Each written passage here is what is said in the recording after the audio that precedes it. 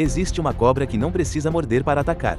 A cobra cuspideira, do gênero Naja, lança veneno diretamente nos olhos do inimigo, com precisão de até 3 metros. O objetivo é causar dor extrema e cegueira temporária para escapar. Ela tem hábitos noturnos e fica mais ativa ao anoitecer.